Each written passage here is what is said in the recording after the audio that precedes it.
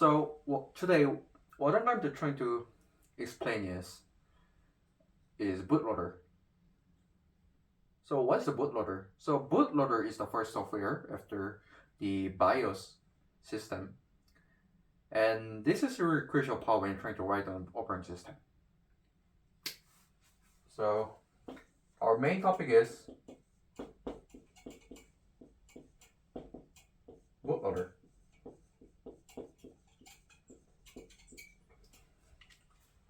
So when you're trying to write an operating system, you might see some of the YouTube and blog, like mostly they're talking about bootloader. But the thing is that why should we learn such as a bootloader? Because I thought we just only have to make a operating system, right? But you have to really understand what is a bootloader to make an operating system. To understand this, you have to look at how a computer works.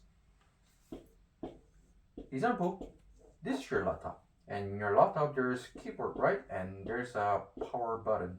If you're trying to press it, it's gonna be this computer is gonna be on, right? And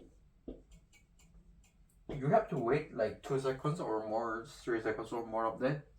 And after that, you're able to see your profile and your password input. So that will be like first step is pressing a power button, and second step is write password in the input field. But this sounds really is this sounds really simplified, right? We just press this power button and there's an operating system. But the thing is that it isn't. Let me try to elaborate for you the how we see our operating system. The first is BIOS, and second is bootloader, and third is our operating system kernel.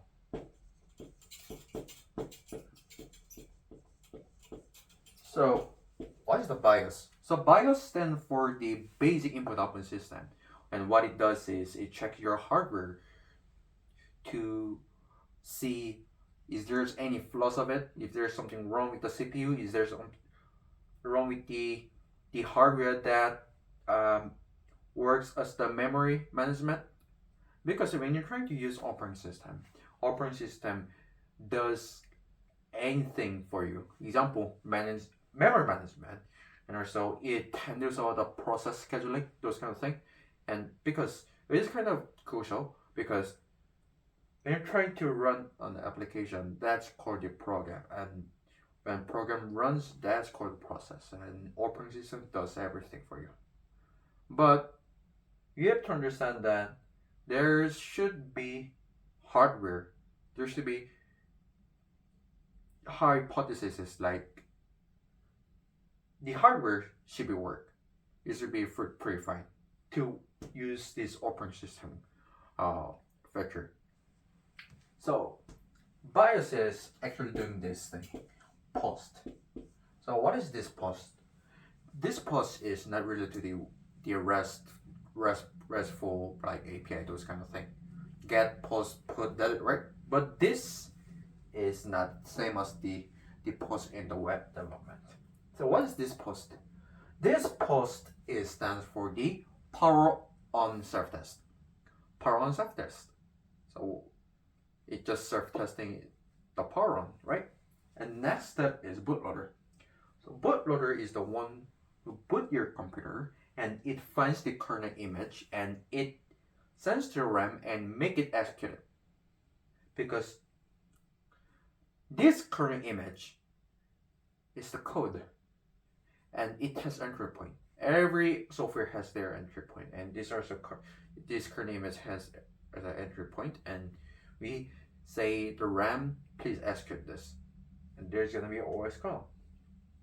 And when you're trying to say kernel image, and this image doesn't meaning the photo image. This image is called self-decompressible code or software. So that's the image of the meaning. So the bootloader is the code that directly communicates with your hardware. Why? Because it doesn't rely on the operating system. Operating system start after the bootloader, so which means that bootloader has no operating system, right? So bootloader is the code directly communicate with your hardware. So to make a bootloader, you just have to write some kind of assembly code or you see. But mostly the thing you have to care about this is where bootloader is gonna be stored. Bootloader is the code but has to be stored in some kind of memory, right?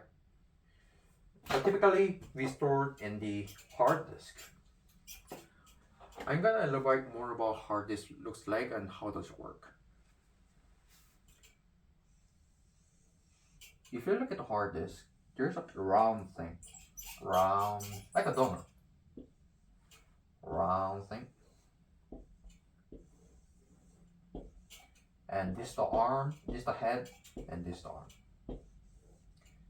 And if you closely look at this, inside this edge, there's line of it, the big circle line, and there's more circle line, and there's more circle line.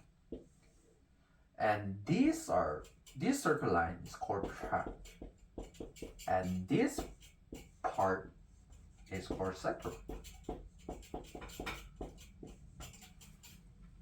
So we just understand what hard disk looks like. Try to imagine about record pen. In 1960s or 40s, we used to play music using record pen, right? And there's a meter of it, and the record pen is the one who rotates it, and there's gonna be music playing, right? So these are similar thing. It rotates it, and it finds the code, it finds the sector where bootloader is gonna be stored. So the bootloader stored in the hard disk, the sector of it. But where? It's stored in the first sector of the hard disk, and the size is 500 terabyte. So why this is 500 terabyte? Why our bootloader code has to be less than 500 terabyte? Is because bootloader stored in our first sector of the hard disk, and this sector size is 500 terabyte.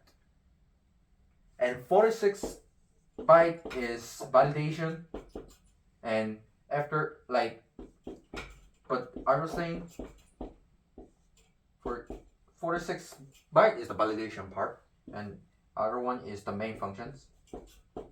It also called master bootleg or MBR. So, and this is really crucial thing you have to understand before even write a bootloader.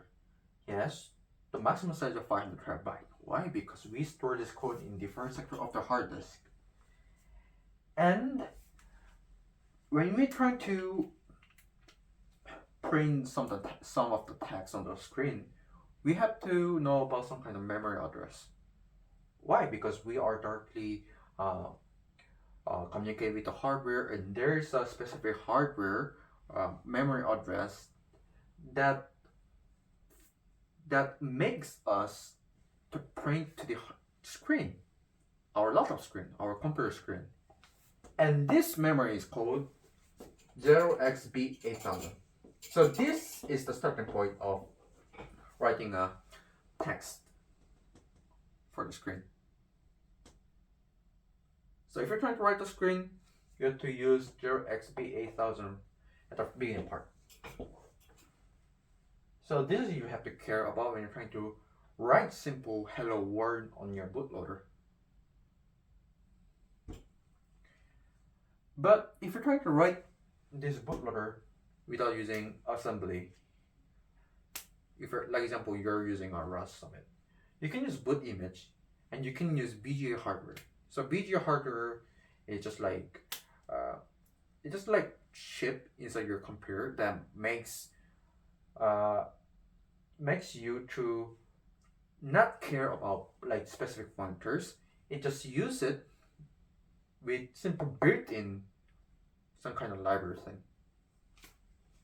So BGA is stand for video graphics array. So this kind of abstract version, more or less concrete version of it.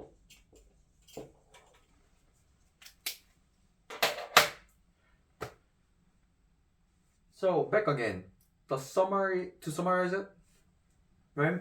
The reason why we have to write a bootloader code to make an operating system is because bootloader is the first software before even operating system starts, and bootloader is the one when the code that finds operating system kernel image and execute it. So that is why we have to make a bootloader code to execute the OS kernel, our operating system. So this is it. See you next time.